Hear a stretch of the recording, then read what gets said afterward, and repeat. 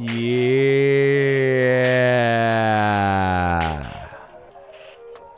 SMT Nation. Happy New Year's, one and all. I really want to wish everybody a Happy New Year. Let's celebrate tonight with a solid podcast. I'm going to give you guys my best effort tonight. I'm going to give you all I got. I'm going to give you a strong outing from the SMT. We're going to talk about the carriers, of course. We're going to talk about how the carriers did this year. Some highlights, some lowlights from each of the companies. AT&T, Verizon, T-Mobile. We're going to look at their future, 2021. I'm not really going to focus too much beyond that. I mean, looking forward 2 years is like, you know, whatever. Oh, man. I want to wish everybody a Happy New Year. I hope everybody finds wealth and health moving forward in 2021. The homie Mike is here. Appreciate you, buddy. Hashtag Mod Squad, Baby Yoda as well. Dan, Michael, Sheep, Barry, Caleb, Tim. Happy New Year, one and all. Appreciate you guys being here tonight. I know you could be anywhere on this green earth, and you are here. So I appreciate you. Hashtag 2LiveCrew. Info Assistant, Happy New Year to you. Cesar as well. Mr. Gonzalez, appreciate you, buddy. If you haven't,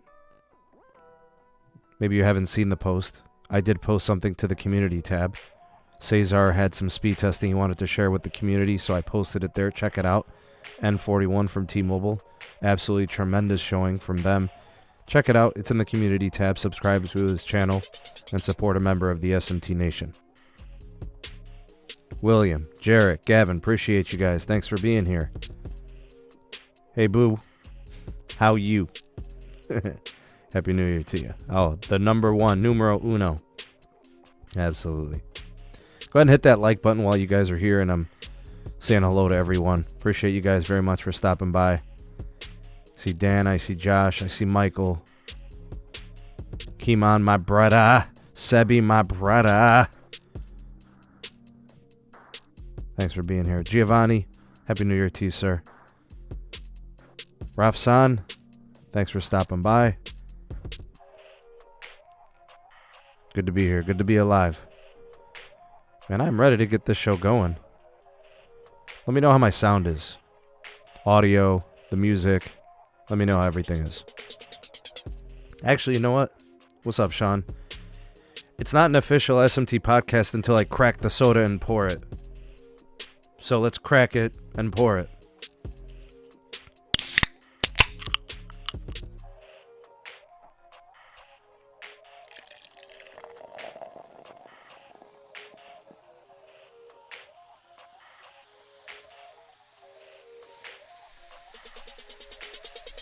That's how you do it.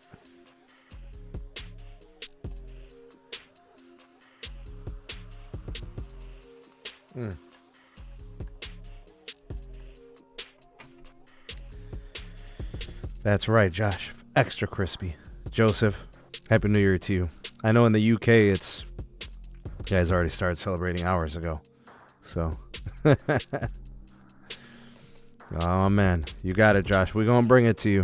Absolutely. That's right, brother. All right. Let's go ahead. Happy New Year, one and all. Thank you all for being here tonight. Oh, man, my lighting is like super, super bright. Holy cow. Man, what is up with that? Total, like, white balance problem. Let's see if I can fix that a little bit. 1 second. Should I go with the blue look? Is that any better? It's still kind of off, isn't it? Well, now I'm out of focus. Yeah. Let's see if I can figure this out. Hold on 1 second.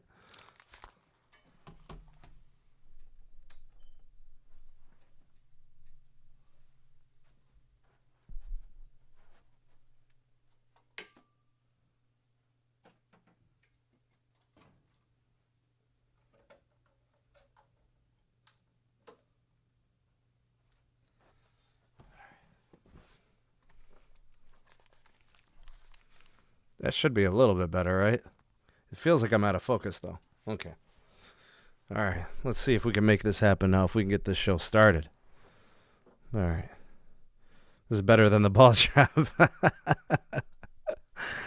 Oh, man. Lower the brightness of the light. So it's, I don't know if it's, I think it's my camera. I actually don't like my webcam. But yeah, the lighting situation, I've got a couple of lights that I'm ordering. The lighting situation is going to get better. I'm also going to upgrade my camera very soon.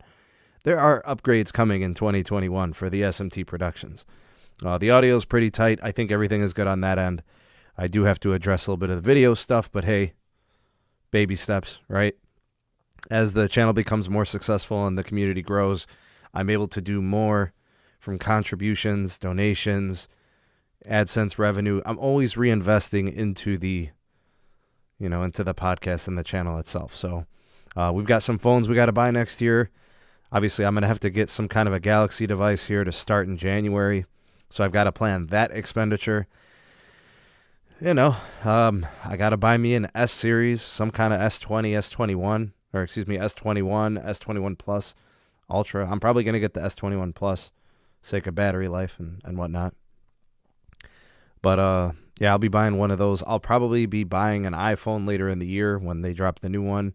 I'll probably get a Google phone as well, as long as it's a flagship. I don't need another mid-ranger. I'm good there. So yeah, we shall see.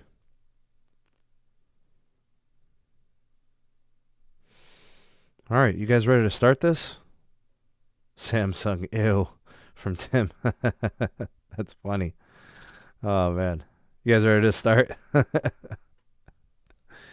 right, so the focus of tonight is going to be a review of 2020. I'll give you guys some ratings, some highlights and lowlights of each of the carriers. I'm going to give you a bit of a prediction for each of the carriers. What's up, Swap? How you doing? Good to see you. All right, and then, I think it's fair to judge them based on how they did during the year. Some carriers had more complicated years than others. I think we can all agree that T-Mobile's is or was the most complicated year. It's a lot to overcome, a lot to do for T-Mobile this year. They had some turnover. What's up, Christopher? Time to get the pink Kool-Aid. Tim says T-Mobile had a lot of lows. Yeah, buddy. No argument here. Oh, man. Hey, personality disorder. Typically, it just depends on the coverage in your area is what I say. So, all right. We are going to recap everything from 2020, and then we're going to make some predictions. Let's go ahead and get started first with the recap in wireless. How I saw 2020 from each of the carriers. I want to start with AT&T. All right. AT&T is by far the most dynamic carrier of all the major carriers. The reason I say that is because their pockets are so deep. It's a massive company, though. It's not a company that only has wireless. It's a company that has wireless, wireline, home internet, in the case of like fixed wireless and, and fiber optic. And they have TV and they have DirecTV. They've got streaming services. They have HBO Max. It was a big year for AT&T. They are still heavily trying to focus on reducing their debt load. So that's inevitable. I know they had a lot of changes in the executive side. So let's just start there. Early in 2020, we knew that AT&T was going to be emphasizing cost reductions. They were going to be laying people off. They told us that at the end of 2019. We even knew it. That inevitably came. They laid people off. They discontinued positions. Internationally across the globe, people lost their jobs. No surprises there. A lot of people say, yo, Sneed, why are you so hard on T-Mobile when they let go of employees, but you're not hard on AT&T? That's because AT&T told us they were going to be laying people off, and T-Mobile said they weren't going to lay people off. That's why I was a little bit harder on T-Mobile, because one company kept it real, ironically AT&T, and then the other company lied, ironically the uncarrier, doing carrier things. Get what I'm saying? So they had basically an emphasis on reducing debt, keeping their profitability high, trying to please investors. An investment and shareholders is a big thing over at AT&T. That's a big company. People want their dividends. They had some executive shifts at the very top. Former CEO Randall Stevenson now officially off the books. They got him out of there pretty quick.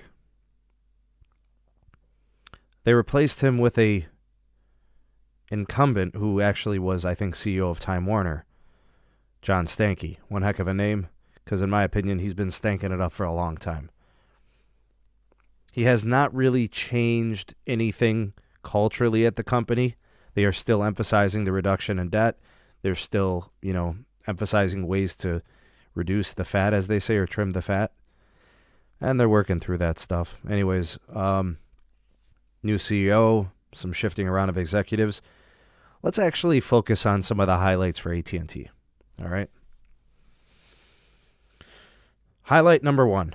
I think we could say that the FirstNet contract is really paying off for AT&T. Their coverage has expanded exponentially.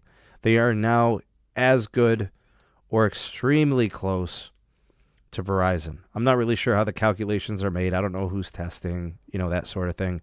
But let me just tell you this. Band 14, the FirstNet contract for AT&T, was as important for that company in wireless as John Legere was for T-Mobile. So T-Mobile would not be competitive right now without John over the course of the last several years. I think AT&T, with their focus on media and other stuff, if they didn't have the FirstNet deal, they'd be falling behind tremendously in wireless. So they really needed the Band 14 deal. It shored up their service nationwide. Right? So that's huge. So I think that's one of their highlights. They're also generating a lot of revenue and stuff from it. They had really good quarters, especially the last two quarters. Q3 and Q4 is probably going to be really good. So I think financially, in terms of the wireless, they're doing well. The DirecTV is a problem. The debt load from the media side is a problem. Home internet is mixed. Right? Their fiber seems to be doing well. They're shutting down elements of their old DSL. The government contracts, like I said, are really good. I think their 5G launch was pretty successful, generally speaking. I think the low-band 5G, while it may not be performing incredibly, there's no such thing as fast low-band 5G. No carrier can offer it. It's just not going to happen unless it's like a low-volume region, or low-volume market. It's just not going to happen. But their DSS launch has been mixed, right? Millimeter wave deployments has been pretty good for them, so that's good. HBO Max has been surprisingly effective for AT&T, so I think that's been successful. Now, in terms of the lowlights or the problems from this year, continuing the residual debt. The debt load has not really been paid down. No sign of it coming down for a while. I think that's going to continue to be a problem. The Elliott Management snafu, big investor from the company, that was trouble. They came in, invested, and bounced and took their money out. They obviously let go of a lot of jobs. You can't de-emphasize that. That's a problem. I think also the move from corporate locations for retail to authorized dealers, I see that as a problem too. You can't really control the customer care piece. You're leaving it up to a retailer or an authorized agent. So that being said, I don't know about the quality of the customer care. You're probably going to be better off dealing with corporate on the phone or something like that.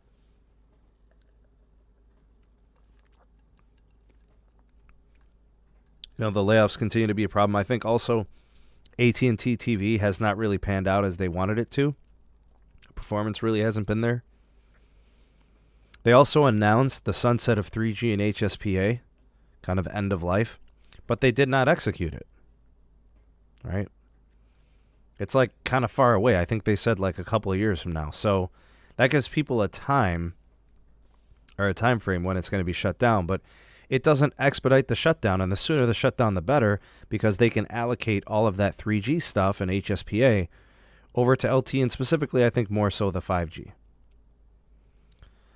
You know, the AT&T TVs, the interesting thing there is it's still structured like the old-fashioned contracts. That stuff has to change. Oh, man, there you go, Dan. Dan brings it up. He says, yeah, they got that contract that where the price basically almost doubles the second year, and that's year 2 of the term. So for 12 months, you'd be paying a totally different amount, you know, excessive. It's not really moving the needle, you know what I'm saying? So those are some of the highlights and the lowlights. I think AT&T in 2021, you know, try to finish the Band 14 as much as possible, the FirstNet deal, trying to roll out and complete that deployment of Band 14 nationwide. I think they get close to 90% coverage done by the end of the year. If they, as long as they keep, you know, spending the money. They spent $20 billion 2 years ago, $22 billion last year, and I expect them to spend at least $20 to $22 billion this year. I don't see why that would be any different. I think they're going to expand on service revenue for FirstNet. More of those government deals, more of those government entities. I think the families get involved as well, so adding more lines and stuff like that. I think HBO Max, once it goes international, that'll be a nice boost for their business.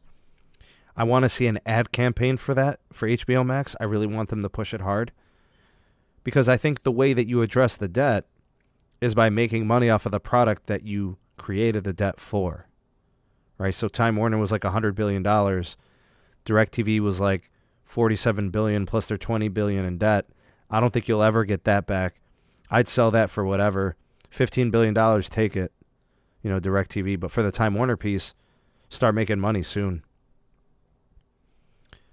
So continue to manage and chip away at the debt load. Focus on wireless as the breadwinner for the company. Better executive execution. I'm not sure if I'm all in on John Stankey. I don't really know if what he's doing is effective. I think there's some people at the AT&T corporate side. They're very traditional. Things need to shake up there a bit. I don't know if that'll ever happen, but I think they need a new approach and a new culture. Things are too old-fashioned over there. They're still hanging on to ideals from like decades ago. It's very different now. I feel like whenever AT&T is strayed away from the common path, they found success. Maybe they should use that as a, you know, some sort of a new approach, a new identification. Network-wise, I think we're going to see a lot of gains to the Band 14, the 700 megahertz. That'll help a lot for national coverage. I think they surpass Verizon as the national carrier at some point next year if they haven't already. C-RAN is going to be a big piece of what AT&T will do to provide capacity to customers, especially if you live in the urban areas, you know, densely populated cities. You're going to see C-RAN quite a bit. Millimeter wave with multiple sectors. You know, the LTE at the top. A little bit of LAA. A little bit of Band 30. 5 carrier aggregation, 7 carrier aggregation. Upgrades to backhaul and hardware. AT&T will be doing upgrades correctly. Trust on that. Make progress on DSS. Figure that situation out with Band 2 and Band 66 and others. Hopefully Verizon works on that too. We'll talk about that in a bit. Enhance the tower grid, like adding tower density. Use the C-RAN, use the small cells, obviously. David, Happy New Year to you. But I also think you also got to expand on the macros as well. So places where your tower sites are 2 miles apart, whether it's through small cells or macros, strategically increase your build out like that. I think that pays for them, especially because we're going to be seeing C-band very, very soon. You know, and then when you do your one-touch upgrades, it's going to be tremendous. So as you're upgrading Band 14, you upgrade with Band 30, whatever other upgrades and modernizations you have to do, and then throw C-band in the mix. All right, you got yourself a winning combination there. Overall, when I look at the entirety of 2020, in terms of the performance for the year, I give AT&T a 6 out of 10. They were not a total failure. I think they were effective in wireless. The deals, the HBO Max. There are some good things there. For 2021, if I had to predict how they're going to do, I think I'm going to give them a 7 out of 10 as my prediction, how they'll end up. Emphasize wireless, emphasize FirstNet, emphasize HBO Max, advertise, let people know that your plans are competitive, let people know that your plans are rich in value, and let people know that you have national coverage and high capacity access. It is 100% true. AT&T offers the best video resolution playback of any cellular provider. They need to advertise that and leverage that. Stop letting everybody off the hook. No longer let T-Mobile brag about the network experience or Verizon brag about the network experience. In my experience, AT&T is the most underrated network available for commercial use and consumer use. And some of the stuff they do on the enterprise side is solid. They just got to let people know. They need to be more aggressive in advertising and marketing. Let people know. Verizon is next.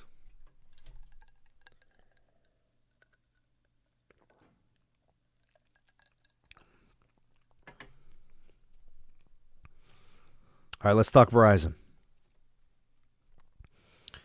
In 2020, Verizon could have gone a number of different ways. They could have gone traditional carrier. They could have gone uncarrier. They got this newer CEO. He's been around for a couple of years, but he absolutely shined in 2020. He was different than all the other wireless CEOs. 100% very different than the AT&T CEO, combination of Randall Stevenson, who is now gone, and John Stankey, who is now there. And then we'll talk more about the Mike Sievert, switch with John Leisure. But in my opinion, if you watch any of the videos produced by the Verizon on YouTube account, and you will see that this guy is very likable. The Verizon CEO, Hans Vesper, got to shine. He is a kind man. He is a philanthropist through and through. He chose to retain employees when he could have laid them off. He retrained them and helped them accelerate their professional careers. Does he replace John as the uncarrier leader? I don't know if I'd go that far. There may never be another John Leisure who literally put profitability and corporate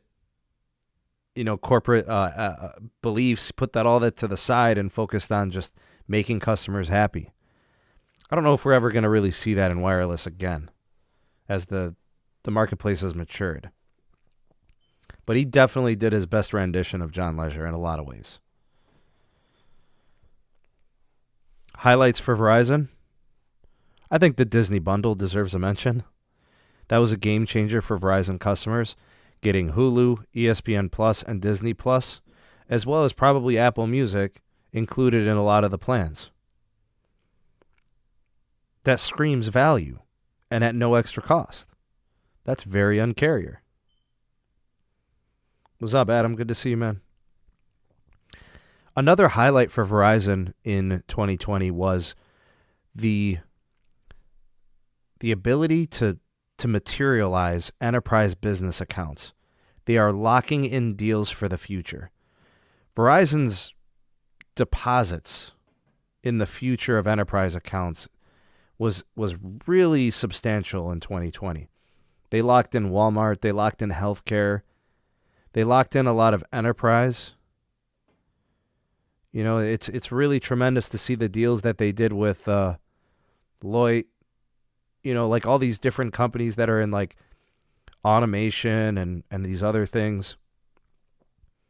So they really did a big thing there with enterprise. We'll talk about the ultra wideband here. I think it's worth mentioning. They made huge performance gains in ultra wideband. The connection in a lot of markets has become super reliable. Can't defy the laws of physics. It's hard to get it indoors. It's not realistic, but they're taking the show indoors. They're going to expand on more markets. Oh, snap, Tana. Appreciate you, bro. Man, coming through, man. Tana, thank you for the super chat. That's right, brother. Thank you, man. Thank you so much for that donation, for that New Year's donation. For y'all that haven't, go ahead over to Tana So Lit, subscribe to his channel. Oh, by the way, provides all the instrumentals and all the beats to my background music on all my videos. Big shout out to Tana. Appreciate you, brother. Happy New Year to you. I wish you wealth and I wish you health, my brother. By the way, you played a beat yesterday. I have to get that one. There was a beat that was fire, man. I was listening to your live stream. I'm going to have to get that one for future videos.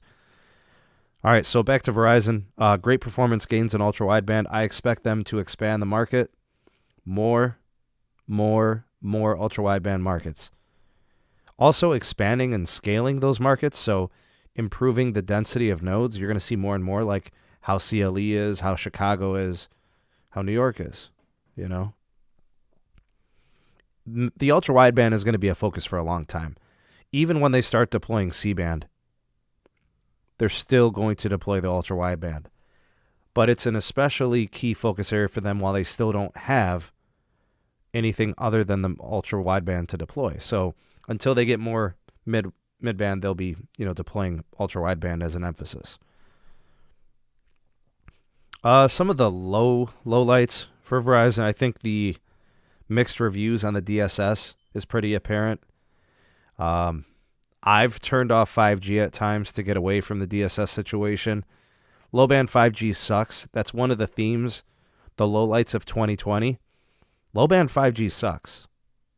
I don't care if it's band 5. I don't care if it's band 71. Low-band 5G is slow. It's not going to change anyone's life. Very seldomly is low-band going to perform to the point where it's going to really make a difference for you. Maybe in some extended areas where low-band never, got deployed effectively, you add sites and stuff like that. I don't know. So, just saying that the Verizon version of low-band through DSS on band 5, no surprise, it's not great. Outside of millimeter wave, Verizon doesn't really have any new spectrum to deploy with the exception of unlicensed CBRS. So that really was a problem this year. They probably lost a little bit of profitability because they did lose some customers to the MVNO side. Xfinity and Spectrum, while they do sell the Verizon network, it does reduce their profitability because they're not their real customers, right? Another lowlight was Verizon trying to prevent or block T-Mobile from getting more lease agreements for 600 megahertz from other companies, Columbia Capital and so on. Look, message to Verizon. If you don't want T-Mobile launching and having access to all this low band, why didn't you buy more of it? Why don't you sign lease agreements for that spectrum? It's almost ridiculous to think that a company would get mad at another company for spending money to make their network better. Like, I get it. There's a spectrum screen. You can only have so much low band in a certain market. You can only have so much mid band in a certain market and so on. But what the heck? You could have signed 600 megahertz lease agreements with any of those companies. You could have bought 600 megahertz back in 2016 when it auctioned. You chose not to. You chose only to spend $10 billion on AWS-4 in 2015. Dish ended up spending $10 billion. Happy New Year to you, Adam. Thanks, man. Appreciate you. Appreciate the super chat. I just feel like some of what Verizon could have done would have prevented them from needing to try to block T-Mobile from getting more low band. I just feel like that looks kind of stupid on Verizon's part, in my opinion. Ridiculous. I consider that a low light for Verizon. Anyways, for 2021, I expect Verizon to do quite a bit with a couple of different things. Obviously, the shutdown of 3G, Tim just brought it up. Yep. Happy New Year, Gene. Appreciate you. That'll help because they'll refarm that to LTE or 5G. I'm not sure what exactly the plan is for them. I think we're going to see a lot of millimeter wave continue to expand. Indoor, outdoor, macros, micros, they don't care. CBRS, we'll see more. Unlicensed, continued, and then licensed. They'll be deploying that next year, I think sometime mid-year. Indoor, outdoor, micro, macro, mixed application. We're going to see Discovery Plus, a new app, New streaming service, Verizon will have that for their customers. More value. I think the Apple partnership is strong.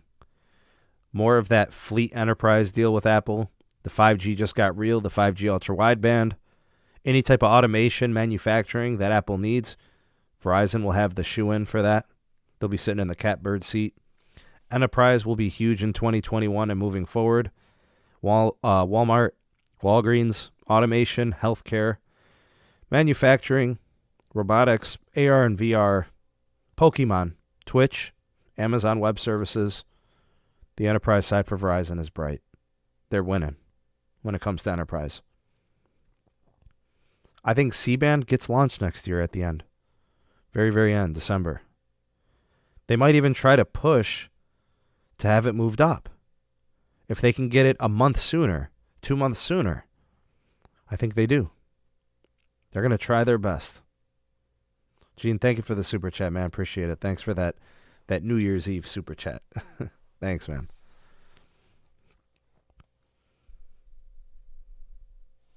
I think Verizon, it would also serve them some justice to also try to really push to get CBRS moved to high power. I don't know how realistic it is. I don't know if it's going to happen. There is no guarantee. I really felt strongly that was going to happen. I cannot say with certainty that I feel that same confidence. I just don't know. You know what I mean? So that's something to watch. If Verizon can pull that off, that'll be a game changer. Taking CBRS high power will be amazing. In 2020, I give Verizon a 7 out of 10 year. 7 out of 10. It's pretty good. 7 out of 10. In 2021, I think Verizon will have an 8 out of 10 year. More ultra-wideband, more enterprise, more CBRS, added value. I think there's going to continue to be a very profitable company.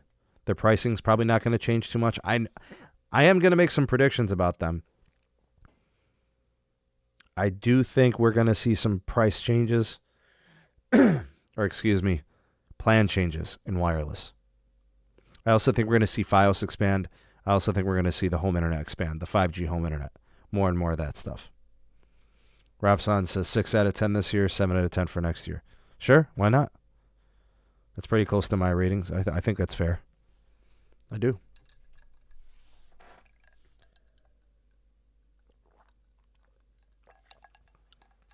I think I'll probably do a poll on Twitter. If you guys want to check me out on Twitter, @SneedTech is the handle. Caleb, we'll talk about Dish here in a second.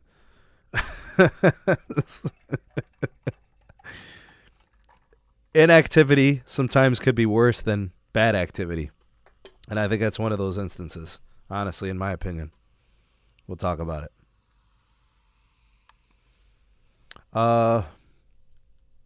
Let's see here. Oh, now for the big one. The carrier that I'd say is, of all of them, is probably the most divisive, flamboyant, but fun carriers, really. T-Mobile. All right, so here's what I got to say about T-Mobile, okay? T-Mobile is a new company. I don't care what you tell me. T-Mobile in 2020 is not the same T-Mobile as 2019. No way, no how. T-Mobile's just different now. A lot of things have changed at the former uncarrier, the current recarrier, magenta, pinky, whatever you want to call it. I'm just teasing. I'm having fun. The same faces. Really didn't have too much turnover, but the head kahuna changed seats. So John Leisure steps down. They don't bring him back, right? They kind of bring in Mike Sievert, who was the former COO, I think. He was the operating officer, I believe. He gets bumped up to CEO, and everybody else kind of moves up. But it's really the same faces. But they're under a new identity because now it's super corporate over there, right? So John steps down. The uncarrier gets less uncarrier and becomes more carrier. The merger gets approved in April after months and months of litigation, trials, and attorneys general and all of that stuff. It's then all about retail integration, retail merging, the Sprint decommission, recommission, the network integration process, legacy technology getting shut down and then relaunched in some other way. Retail problems, they got cloth banners hanging above stores, old Sprint stores. Stores shutting down and not opening back up, right, because of, the COVID pandemic and all of that. I think some of the highlights from 2020 for T-Mobile is the merger itself. Successfully completing the merger after years of litigation and trials and fights and back and forth and ups and downs, they finally made it happen. Nobody happier about the T-Mobile Sprint merger than John Legere himself and Marcelo Claure, the former CEO of Sprint. They cashed out huge. So I think making that deal happen, that's considered a success. I think the expansion of 5G boded well for T-Mobile this year. I think that'll continue in the future, but low-band 5G expanded. Mid-band 5G expanded, especially in the last half of the year. Really the last quarter, I would say. 5G handset pushes. Trying to get people in 5G devices to take advantage of N71, to take advantage of N41. Heavy promos there. They launched a 100 gigabyte hotspot plan. That's pretty good. It's the best of its type in wireless telecom. Aggressive service promotions. They got the new Essentials plan, trying to help people save money. You can question the access, but the deals are good, right? I think also part of the highlights, we have to talk about the N41 deployment, which is picking up pace. The N41 deployment in the CLE, the sites are getting upgraded. They're not performing perfectly, but they are upgrades. They're getting fast. I think more in the future on that. All right, lowlights for T-Mobile. The way that they've treated Metro by T-Mobile is nothing short of a travesty. I feel like how they've dealt with their authorized dealers has been nothing short of horrible. A lot of that, like John Fryer and all of that and the drama that goes on Twitter, clearly they are not happy with the restructure. I can't say anything good about that. The whole Metro problem, not wanting to deal with it and then finally wanting to deal with it and not preventing it from spilling into the streets, as they say. They should have handled that differently and thought that through. They were poaching customers and de-emphasizing Metro, trying to get them, trying to get Metro customers to come to postpaid with like line deals and stuff like that. Horrible. T-Mobile kind of got slapped on the hands a couple of times. Buffering on your end? Must be your provider. I don't know what's going on there. There were a couple of times when the 5G claims were checked by the NAD, the National Advertising Division or whatever of the Better Business Bureau. There were store closings, there were job cuts, job eliminations. I have a couple of personal friends, with employment situations. I always said that at some point, everybody was like, oh yeah, great, the merger and all this, it's great. It's inevitable. They were going to lay people off. And honestly, I'm not surprised. T-Mobile's just a different company. Ladies and gentlemen, if you still think they are the uncarrier, you are sadly mistaken. Readjust your thought process about T-Mobile now so you're not disappointed later. That's all I'll say. They lost or eliminated roaming agreements and roaming partners. So that probably affected a lot of the extended coverage in cities and rural America and regions of states.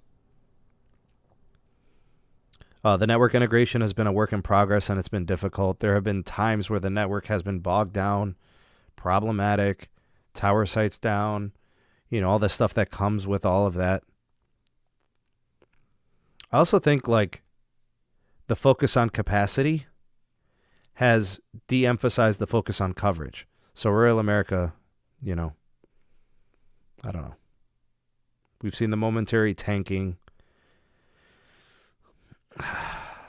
Outages. We had the big outage in the summer. I'm probably going to expect some more outages next year, in my opinion, unfortunately. I think when they start migrating more and more Sprint customers onto T-Mobile native and getting them off of that Sprint side, that'll probably inevitably happen, especially if Neville gets froggy and starts moving over 20 million at a time, 10 million at a time. So anyways, I think in 2021, the focus will be N41 in urban areas. You're not going to see much of it in rural, not yet.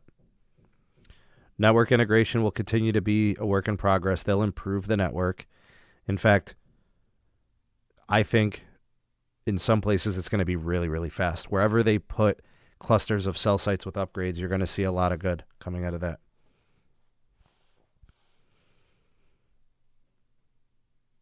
CapEx obviously is going to be a big factor in this. I don't think you guys understand. You can't make a good network without spending a lot of money. Wireless is difficult. You got to spend. They're going to have to do that. They're going to have to spend a lot of money, in my opinion. So if they spend like 15 billion, 16 billion, I like their 2021 outlook. If they spend like 10 or 11 billion, I don't like their 2021 outlook. I think they're underachieving. They've got to capitalize on this opportunity. Verizon can't do much. AT&T can't do much as it pertains to capacity through midband. So spend and take advantage of this opportunity. 2021 could be your year, T-Mobile.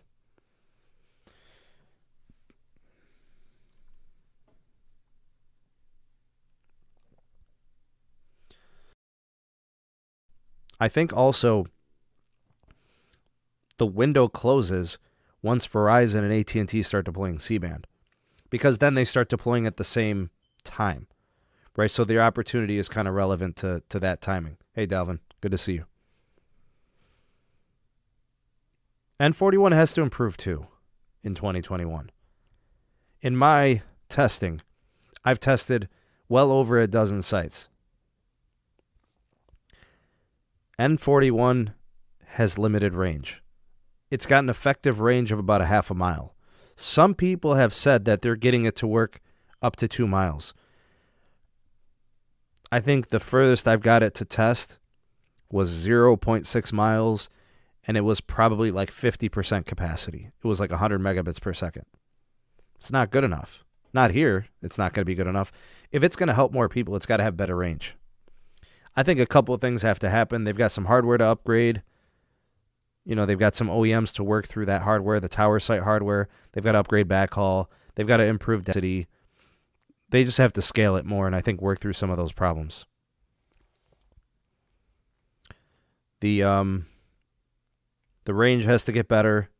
I think the capacity has to get better. I kind of brought it up. Just the general effectiveness, and I think it improves.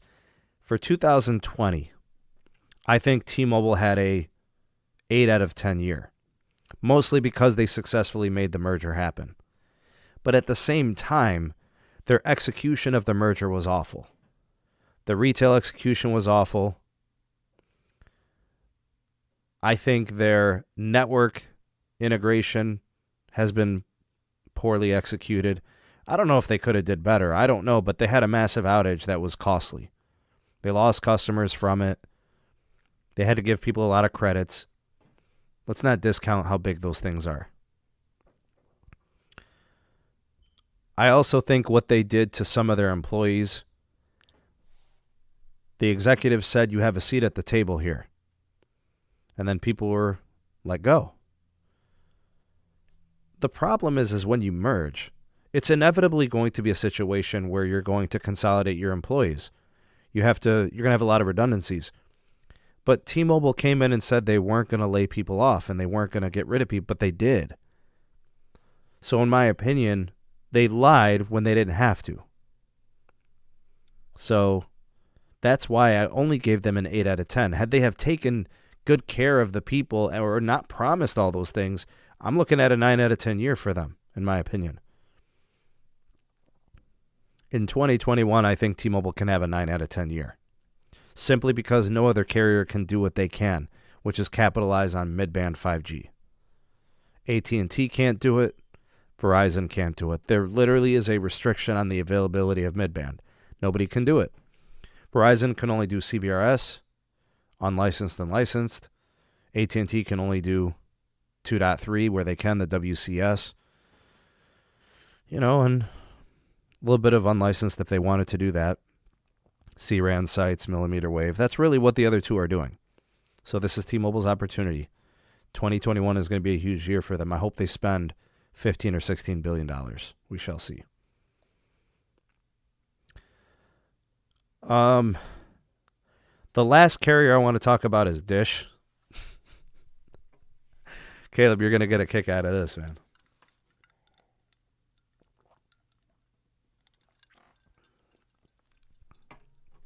Let me tell you guys about Dish's 2020. Dish got exposed about the whole AWS 4 situation. Why they have all the spectrum and they have not deployed it is kind of on the FCC.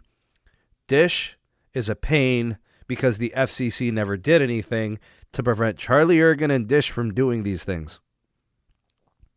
So Dish is partly to blame for their BS, and so is the FCC. Ajit Pai is gone, so who cares? It's done and over with. There are a couple of nice things that Ajit Pai did, to ensure some progress in 5G. But honestly, he's terrible. He is terrible. He's not into customer protections. He's not into consumer protections. He protects, internet providers, and that's really it. But Dish, they haven't made much progress as tower sites go, as network build goes. They have solidified their deals. They have materialized deals with Mavenir, with Nokia for their network core. They've got deals with Crown Castle and American Tower, I believe. We're going to see them building tower sites this year, hopefully. Hopefully we see more and more of them popping up. I'd love to see market deployment by the end of the year. I don't know how or where our expectations should be on that. Do not hold your breath on anything Dish until we actually see them launch markets of 5G and so on. They do have some landmarks that they have to hit in 2022, so we'll see where that ends up. So this year is really going to be about infrastructure and starting to build out their network. But they are doing it Open RAN, and they are doing it greenfield, so they're not locked into any type of plan per se. They can kind of do things their own way. They don't need to offer huge capacity, so they don't need massive amounts of spectrum. Really, it's going to be about execution for them. We'll be watching them closely, see what they could do. Let's see here. We need to see something from Dish. That's all I'm saying. Spectrum just needs to be deployed. That's Dish for you. All right. Can we talk? I just want to do like some open, rapid fire stuff about 2020 and 2021. I'm going to vent right now. You guys ready for a Sneed vent sesh? All right. These are my takeaways from 2020 and 2021, okay? Low band 5G sucks. I don't care what you have to say. Low band 5G is trash. It's skinny channels. It's limited bandwidth. There's not much speed. Low band 5G sucks. So screw you, Verizon, with your band 5 DSS. Screw you, AT&T, with your band 5 5G. And screw you, T-Mobile, with your band 71 5G. They suck. All right, low band 5G sucks. It's slow. And there's no capacity. Keep it. All right, deploy it in rural America where there's not a lot of customers. Get it out of here. If you're in urban America, you don't want it. All right? And stop advertising 5G icon nonsense. Cut it out. We don't need 5G icons. We need spectrum deployed. We need tower site densification. Give me that. Keep the 5G icon. Yes, that's right, Caleb. Yes, vent icon. Screw low band 5G. Keep it. Next thing I want to say, mid-band 5G is going to be awesome in 2021. T-Mobile will deploy more of it. Verizon will do CBRS. I'd like to see others deploy CBRS unlicensed as well. Make it happen. More and more. I want more of it. Next, millimeter wave ultra wideband will continue to be amazing and absolutely tremendous, and it's going to get better. Verizon kind of leading the way there. AT&T kind of like number 2. I have no idea why T-Mobile continues to insist that they don't need ultra-wideband, like they don't need millimeter wave.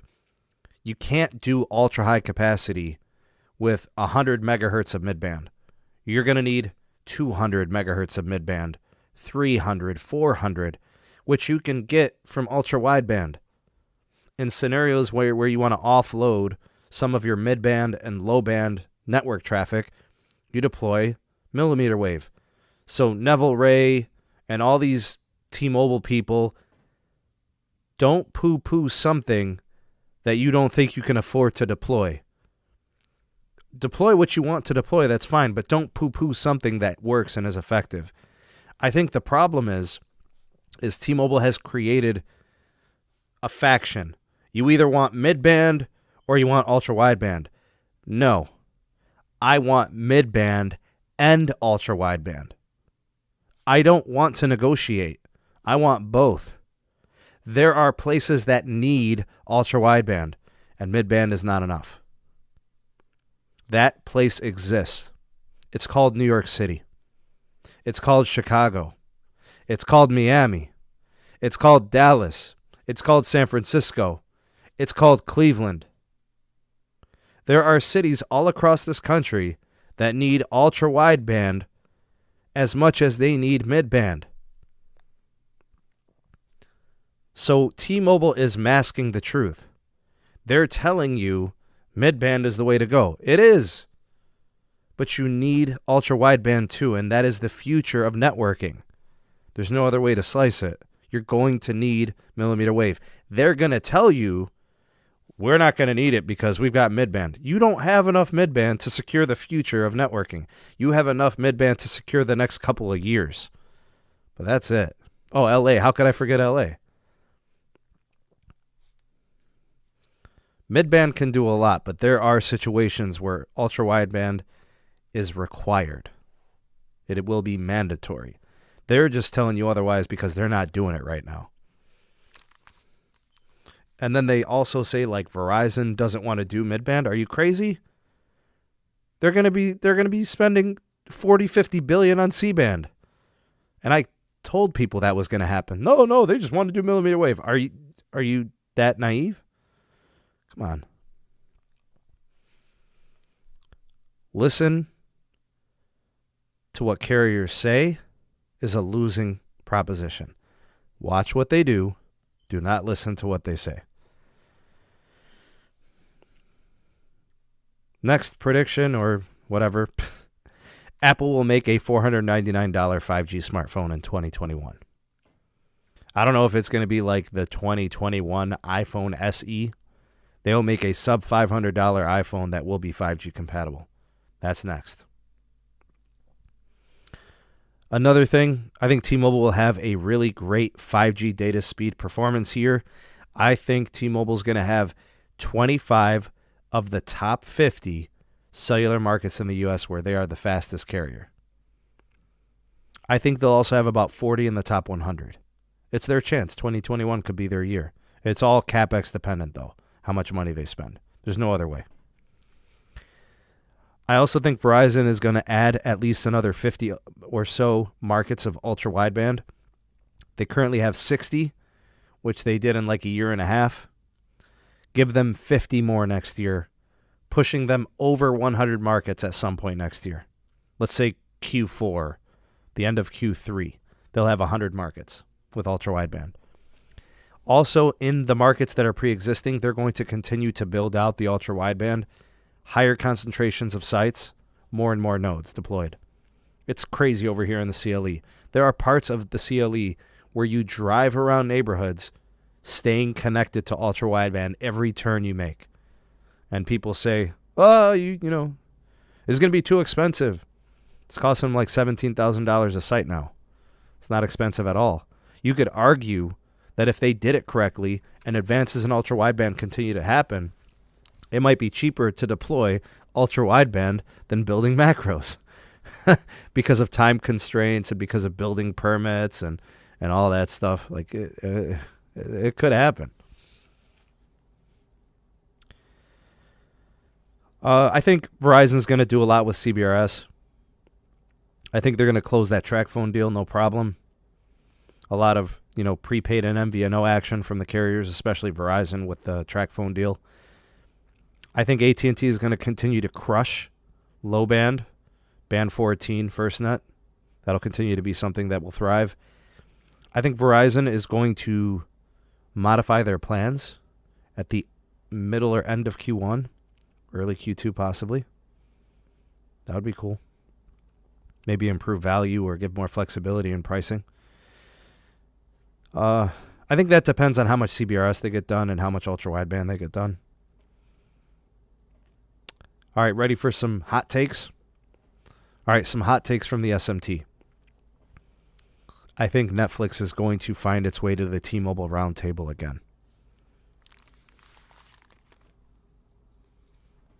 I'm sorry to say it, guys.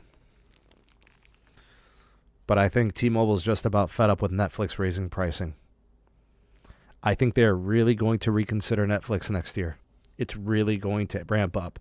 Conversations between the CEO, you know, and some of those executives, I think the Netflix situation is going to be on life support next year. Taxes and fees are also going to be assessed. They may try to figure out how we're going to get rid of those things. I don't know. I think AT&T is going to raise pricing everywhere except for wireless. TV price increases, direct TV price increases, fiber increases in certain places, in certain scenarios. Like they'll make a more elite tier. I think they're also going to become more competitive in the lower end of fiber, like the 100 meg plan, the 300 meg plan. I think that pricing is going to be competitive. I think when they start to go like 2 gig symmetrical, that'll be priced very, very premium. So, you know, that sort of thing. I'm going to reach completely. I'm going to go out on a limb. iPhones are going to sell. I know I'm like totally reaching right there. iPhones are going to be the best-selling smartphone next year. I think that's a slam dunk. Google, I think they go back to selling a flagship, and it's going to be a good phone. I don't know if it's going to sell. I mean, people just don't seem to buy Pixels, but it's going to be a good phone. I see standalone 5G being deployed by Verizon probably by Q2. I think it's going to be ready. I don't know how effective it'll be. I hope they don't have problems like with the DSS situation. DSS is going to get better next year. I think that's a pretty easy claim to make. And one last thing, and I think this is pretty much a slam dunk. You guys tell me if you agree. T-Mobile retail employees will continue to twerk in stores on TikTok and Snapchat. They will continue to twerk and shake their batoots in order to keep their jobs. They will continue to rock pink thongs. Pink thong stocks are going to be up. I think that will continue. And the twerking continues. So if you are, in the stock markets and in the shares, invest in pink thongs, invest in twerking and TikTok, and invest in T-Mobile Tuesdays, in the twerking. I think all that will continue to be a thing in 2021. All right, let's go ahead and wrap things up here. Thank you all for tuning in here to the SMT podcast. You guys are amazing. If it is your first time here, please make sure that you do subscribe. Go ahead and click on that subscribe button. Activate the bell notification icon so you never miss an upload from the SMT. Select all, and that way you never miss anything. Check out our Patreon page. If you like what the YouTube channel offers, you could take it next level with a Patreon membership. With a small donation, get continued access to exclusive content, live streams, podcasts, network testing, more videos. It's great. You also get early access to the YouTube videos and stuff like that, posts and whatnot. So check it out. There's a link in the description box for that. Also check us out on Twitter at SneedTech. And I want to give a special shout out to the Mod Squad. Thank you guys for taking care of business all year. You've been amazing for me, keeping things clean and kosher in the live chats. You guys are the best. Hashtag 2LiveCrew if you watch this on the live. Hashtag Replay Crew if you watch this on DVR. Hashtag Ravioli Gang if you are watching this while you're eating or you're hungry. Appreciate you all very much. I want to wish you all a happy new year. I wish you wealth. I wish you health. I wish you success and all of your dreams come true. And I can't wait for a better 2021. You guys are the best. Thank you, SMT Nation, for another great year. You guys are amazing. Thank you for all your continued support. Be careful out there today. If you are leaving the house, please be careful. We'd love to see you next year. And on behalf of the entire SMT Nation, I wish you all a happy new year. Thank you for watching tonight's show, podcast. We hope to see you soon on the next one. Take it easy and peace.